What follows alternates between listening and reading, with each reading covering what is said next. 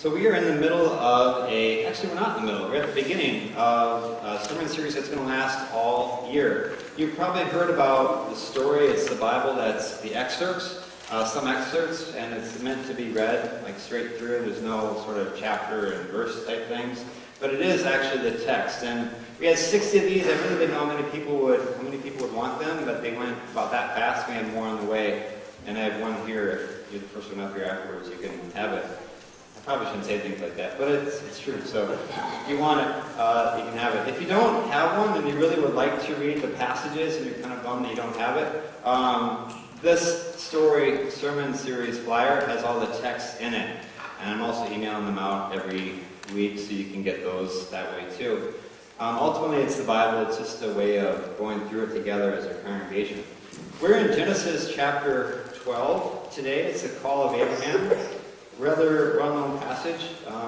If you've been in church for a while, if not, it's a rather powerful passage. So we're going to read Genesis chapter 12 and 1 through 9 this morning. It's on page 11 in the Bible in front of you if you're interested in that. So it's like this. The Lord said to Abram, "Leave your country, your people, and your father's household, and go to the land that I will show you. I will make you into a great nation, and I will bless you. And I will make your name great, and you will be a blessing. And I will bless those who bless you, and whoever curses you I will curse, and all peoples on earth will be blessed through you." So Abraham left, as the Lord had told him, and Lot went with him.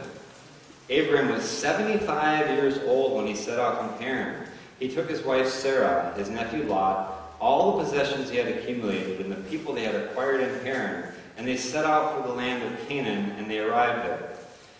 Abram traveled throughout the land as far as the site of the great tree of Moreh at Shechem. The Canaanites were then in the land. But the Lord appeared to Abram and said, "To your offspring I will give this land." So he built an altar there to the Lord who had appeared to him. From there he went on toward the hills east of Bethel and pitched his tent with Bethel on the west and Ai on the east. There he built an altar to the Lord and called on the name of the Lord. Then Abraham set out and continued toward the Negev. This is the word of the Lord. So you read these early chapters of Genesis and you get a sense pretty quickly that big things are happening. Adam and Eve are in the garden, they get kicked out. Cain kills his brother Abel. He gets sent out sort of with protection but also as a punishment. We didn't preach on Noah, but Noah happened. He built the boat for about 90 years, and then everybody perished. He gets out with his family, and he gets told to basically fill the earth and take care of it. And then we have Abram. A whole bunch of nations have come up, and Abram now is called out of those nations to do something very particular and very special. And it might be helpful just to outline this right up front as we get into this. This is modern-day Israel and Syria and every other nation that's around there.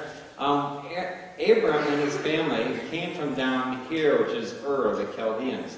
So Abram and his brother Haran and maybe their father Terah are originally from here. This is where Babylon is. That's where that thing, the ziggurat, is there. It's a name for a temple. Anyway, they came up to here, Haran, and then Abram is called to go from Haran down to the land of Canaan by God in this passage in Genesis chapter 12. As you may have hopefully read more in the story, they also continue down to Egypt because there's famine here, so they go down to Egypt and then eventually come back up to Canaan. And there's never a real clear sort of a call and then it happens right away. It's a long, long progression of how God turns Abram into a nation that he eventually blesses all people. As I looked at this passage and saw that, or knew that Abram's name eventually switches to Abraham, and he goes from kind of a guy who no one knew to the leader, the founder of the nation of Israel, it struck me that there's a big identity change here. He, in fact, just given a new name, and it really struck me that it might be helpful to think at the beginning of the sermon who we are, and in particular, what our name is and what we're known as. Now, most of us, I forgot this morning, most of us very helpfully put on a name tag so we can kind of get to know each other here at church so we don't have to go, "You look familiar, I see you every week," but I don't. That's why we do that, right? But all of us have an identity that comes from our past, and sometimes that's good, bad, often it's mixed. So when I was in 7th grade, we moved from southern Wisconsin to northwest Iowa, to a small town called Drunen. Now, Drunen is a little bit like Nazareth in the sense of nothing good comes out of Drunen, or at least that's the reputation, right? And that's most of the reputation because one of the people that grew up in Drunen wrote a tell-all book about Drunen and told every dysfunctional story he could think of because he knew it would sell well, and it actually did sell well. But no one there liked it much after he wrote it at all, right? And so anyway, that's another story. But I lived in Drunen for a while, and I went to high school there for a couple of years before I decided that high school isn't such a great idea. I quit. Another story. So I'm sitting on the bus there one of the first weeks going to high school, and a guy named Buzz Busby. I'm like, is that his real name? I looked for him lately, I can't find it. His name was Buzz Busby, and he later became a pretty good friend. But you know, high school's kind of awkward, so I was talking, and he used a Wisconsin word for something that had a different word in Iowa. And that became my nickname for the next 2 or 3 years of my life. And I'm not going to tell you what it is, because I finally successfully left that behind. And if you think I'm going to bring it up now, well, I'm not going to. I don't share everything. All right, so that became my name for the next couple of years, and that's just who I was. And there's something about a nickname, right? It's kind of a term of your affection in a sense, a term of endearment in a sense, in the right sense, where you're part of the group, you have a special identity in our group, but it's also a bit of a term of kind of derision, right? Because like you got a name, and you're kind of a little less than all of us because you are. Right? Anybody have one of those nicknames? Yeah, we had it. What was it? No, I'm just kidding. We leave those behind on purpose, and it sort of, for many of us, represents the whole period of our life where we weren't what we want to be, and whether we had an official nickname or not. There's times in our life where we're just kind of have that identity, and it's not exactly what we want. You know, grade school and high school is that awkward time, but that's not the only awkward time. You get older, and things happen. Maybe you're getting a job that you don't want. People ask you what you do, and I'm like, well, I work in a factory, and it's not really what I want. If you want to, that's awesome. Maybe you get addicted to something or other, and you become known as the person who is addicted to that. We have this nice kind of English way of saying, I'm an alcoholic, or they're an alcoholic, or they're perhaps a loser, or they're a something. They're the black sheep of the family. We get these identities on us, or maybe we do something that's kind of outside social norms, and that just becomes who we are. Or another way that this happens is life kind of conspires against us, and we become the person who's under someone else's authority, and it's not really great at all. Or maybe our husband leaves, or our wife leaves, and we become poor. Or there's all sorts of ways that our identity becomes not what we wished it could be, and we want to be someone else. Or maybe in a best case scenario, God just calls us into something, and we aren't that. We know we're not that, but God's calling us into it, and we're going to have to get a new identity, perhaps even a new name, like Abraham eventually did. So there's this thing that's been in the back of church for a couple of years. John Quist had this idea, thought, really devotional thought, a while back, to really think about what is God calling us to do. And we should do what God is calling us to do. And honestly, I was trying to remember what we talked about back then. And all I remember is that the Spirit got a hold of me because of what you said. And I thought, we have got to talk about what's your call? What is our call? And in that time devotionally, I really realized there's a couple differences between something that's a call and something that's just a good idea, right? If you're going to get called and respond to it, you have to understand that it's actually a call and not just a good idea. And it really struck me as I look back on my life and the life of the people I know and the churches I know, that there are many things that seem like a good idea and seem like God might be calling us to do this. And it comes out, good ideas come out like this, right? You see a good idea somewhere and you think, our church should do this, right? Because such and such church does it. It seems like a good idea. But often that kind of thing, really we get that kind of idea for other people. So if it's just a good idea, it's really going to come to your mind as somebody should do something about that, right? And often it's somebody else. It's not sort of inside of you to do it. It's more of an idea for someone else to do, or for the church should do, right? Another thing about a good idea is, it seems like a really good idea at first. It's like, man, that would be such a good idea. But as you talk about it, eventually it kind of fades, it doesn't work out, there's not the resources, the people aren't around you to do it, it doesn't seem like quite the right timing, and it kind of fades over time into something that, yeah, it's just a good idea. A call, on the other hand, has exactly the opposite sort of feelings and trajectory. A call, like a true call that comes out of nowhere. Not every call is like this, but a true call that's going to lead you in a different direction, give you a different identity, kind of seems like crazy at first. You should do this. You think, what? Why would I do that? That's not who I am. A call seems like that's the craziest idea I've ever heard of. But as you begin to think of it, as you begin to process it in discernment with other people around you, as you begin to pray, and as you begin to look for circumstantial signs and everything to point to where God is, the more you do that, the more you realize that, man, there might be something to this. This does fit with who I am. This does fit with the resources that I have. It does seem like it's God timing. It does seem like God is providing. And it seems like we are actually called to do, or I am actually called to do this thing. It makes more and more sense as you go forward. And often, unlike a good idea, which seems like a good idea for other people, and surely somebody can do this, a call, often when you get a call, it's kind of weird to say it, but often when you get a very specific call, you realize that no one else is uniquely positioned to do this at the same time that you're called to do it, in the same way that you're called to do it, in the same place that you're called to do it. Like, what is that? God has plan A, right? And sometimes he simply doesn't have plan B for that time right then. Isn't that weird? Another thing that I'll refer back to that I realized I knew, this is on your sheet, by the way, in the back of the sheet in the bulletin.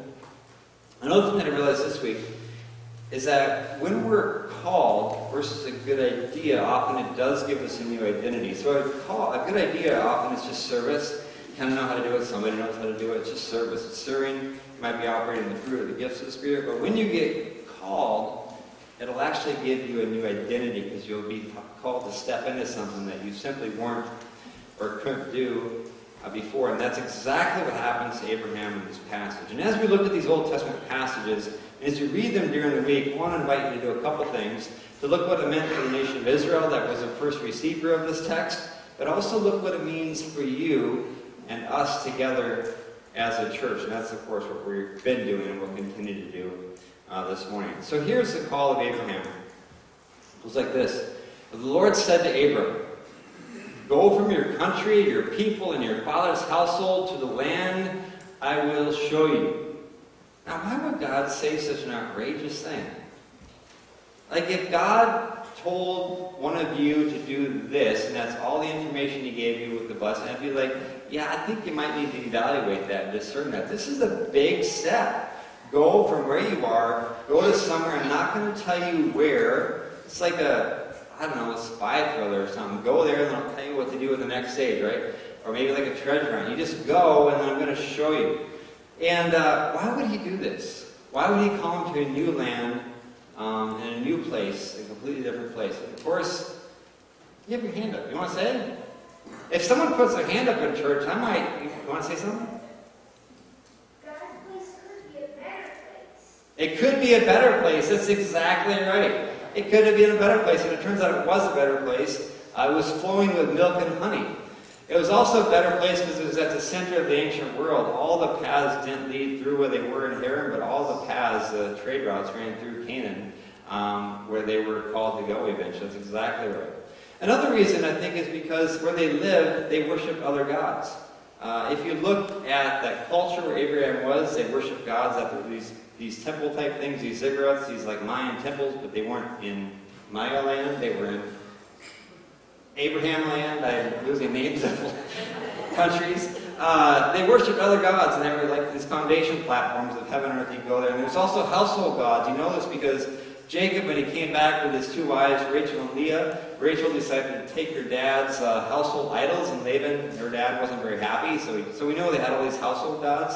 When God called Abram out of Haran, he called him to a new place, more than likely so that he could get to know the one true God instead of the false gods. And if you stay with your people, where you live, where you grow up, you're more than likely going to continue to believe the things they believed. And it happens when people migrate or when people go off to college, right? There's openness to new dimensions of life. And often when people do migrate or immigrate from different countries, they are open to new faiths and new ways. We've seen that even right around here.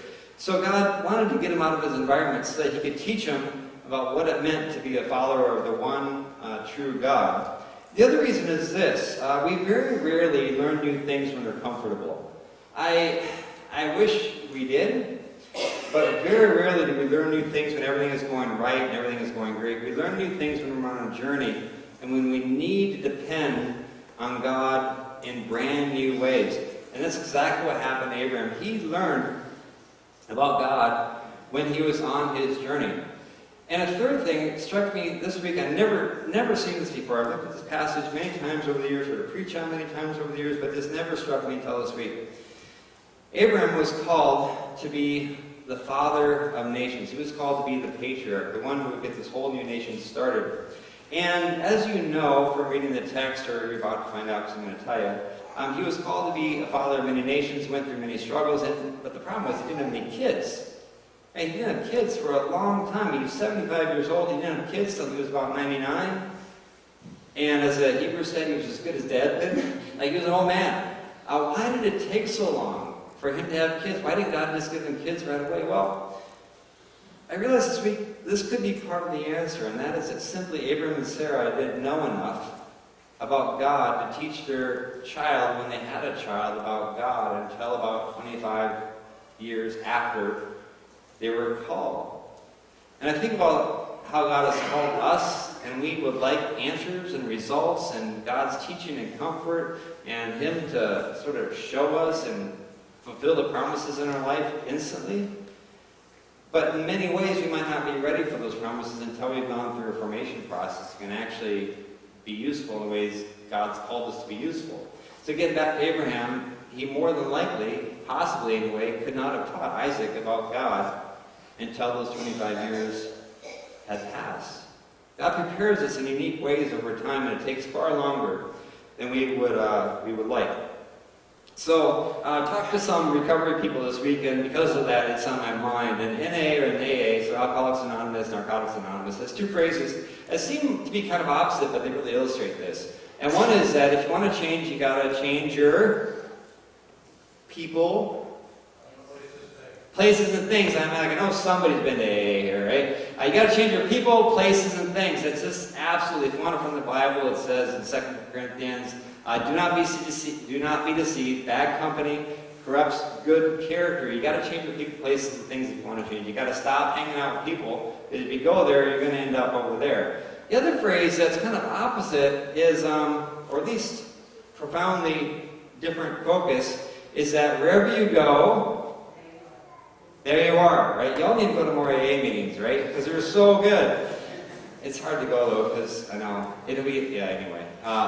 Find a friend who goes to AA and goes, so good. Wherever you go, there you are. And wherever Abraham went, there he was, and there were so many ways he messed up, but in the process he was changed, and his heart got changed, and he became someone who was equipped to be the patriarch. Wherever you go, there you are. So this is how it works. God calls you into a new identity. You have to go to get out of your circumstances. He calls you to a new place so you can experience Him and move forward. And that's what God calls us to do. But in the journey, what is required? In Hebrews, it says that, let me find it here. Pretty sure it's in here.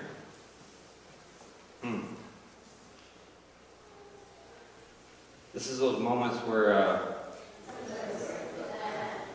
you can find it. Aaron, you see it in there? This is what happens when I'm preaching. I can't focus enough to find it. It's Hebrews. If you find it, anyway, put it on by heart. So by faith, Abraham went. When called to a place when he was later received inheritance, he obeyed and went, even though he did not know where he was going. By faith, he made his home in the promised land, like a stranger in a foreign country.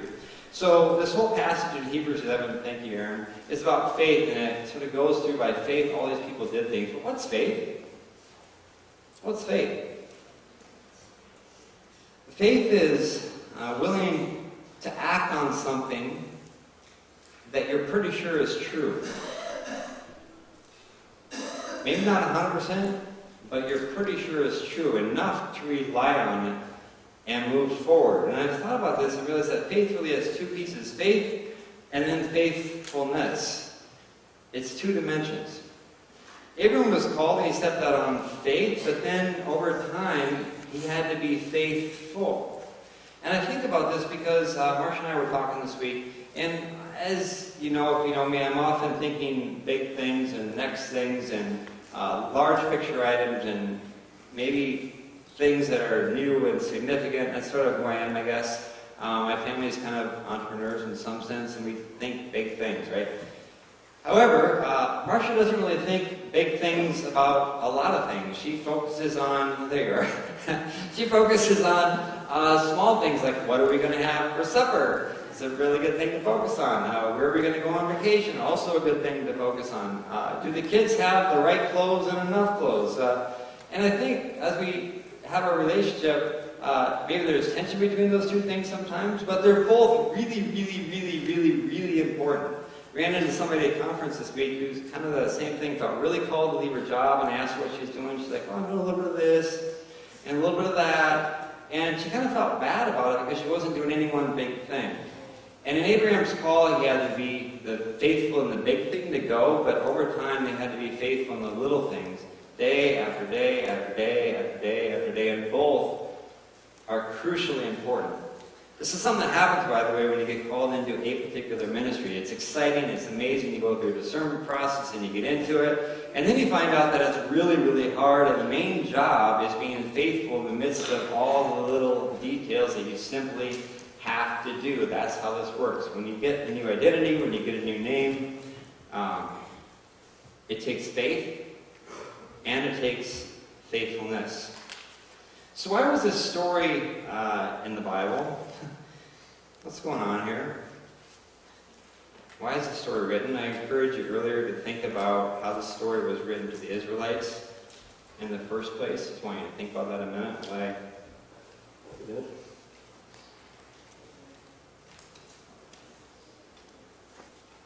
Often we read these passages and we get right to our application or right to a scientific question about them, or right to a geography question about them, but it's really important to think who these written to in the first place.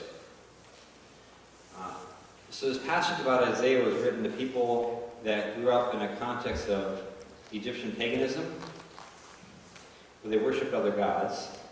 This passage was written to Israelites who grew up in a context where their name was slave, where their name was someone who's not worthy except to serve us, and life is kind of, your life isn't very valuable or anything. They grew up as abused, slave people. Their name was not great. They also got called onto a journey, and a journey that didn't have an ending nearly as soon as they would have thought. They wandered around the desert for a long time and went through a lot of difficulties. It was written to people that were called to go to a promised land. His name was Canaan, the same promised land that Abram went to. It was written to people that were called to be a blessing to the nations around them, just as it says in this passage. They were called to be a great nation. They were called to be blessed. They were called to be protected by God, and they were called to be blessing all peoples on earth in that context. It's the same calling. And I find it powerful to look at the nation of Israel and sort of pair it up with the calling of Abraham and understand that there's some powerful lessons. There is a definite call, there's a definite command to go, there's a definite command to be faithful, but there's also forgiveness when people are unfaithful. There is a purpose, they're called to be a blessing to the people around them, but in the midst of it all, the journey takes far longer, is far more difficult, is filled with far more pain and suffering, is filled with far more God insights than you ever would believe at the beginning. And that's the invitation to us too. That's our invitation. God calls us where we're at. And for some of us, it's helpful to hear this phrase that God calls us while we were yet sinners. And if you put that another way, God calls us while we were yet identified with a certain nickname that wasn't very helpful. God calls us while we were yet insignificant. God calls us while we were still abused. God still calls us while we were still abusing. God calls us when we were still poor. God calls us when we were still sinners. God calls us when we were still working and prosperous but not doing what we knew we were called to do. God calls us while we were yet something before what He called us to be. And that's how the Bible works. That's how this journey works. It'd be nice if God called us and just sort of made everything better right away. That's not how it works. God calls us while we're yet, and then he calls us on a journey. And one of the uniquely painful things about being in a church or being the pastor of a church or being just part of the life of the church is that you see so much faith and you see so much suffering all in the same context, right? And God doesn't fix all of our lives right away. It's hard, and the journey is hard, and we have prayer requests. We pray for each other, and people suffer, and sometimes they pass away, and it's hard, but that isn't back the journey. But the biblical promise is that God is in the midst of that journey with us, giving us living water, giving us hope, restoring us, forgiving us, helping us to be who God has called us to be. Two things I want to close with. About a year and a half ago, older couple, I'm getting older myself, about 55 I guess, maybe 60, started coming to the Wednesday night dinner, and I asked why, and she was kind of talkative, he really wasn't.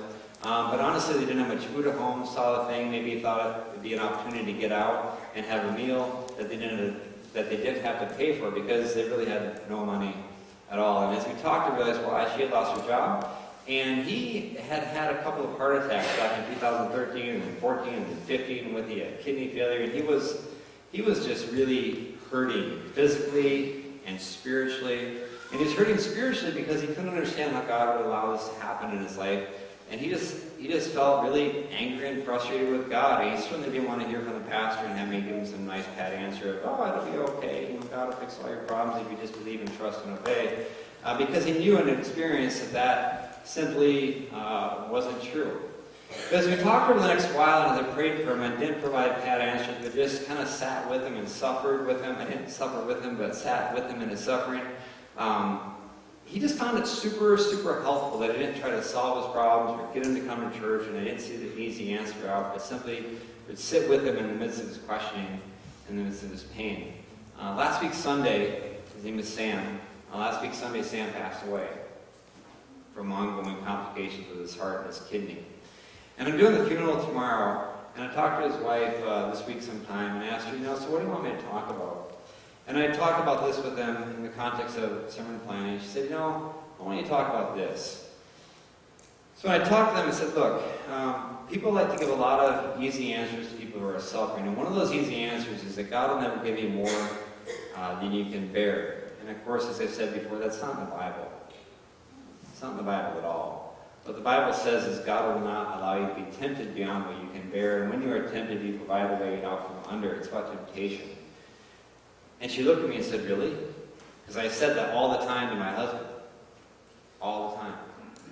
And the fact is, it's simply not true. And so when I shared that with her, she said, I want you to share that at the funeral because I want other people to know this, that this is how this works.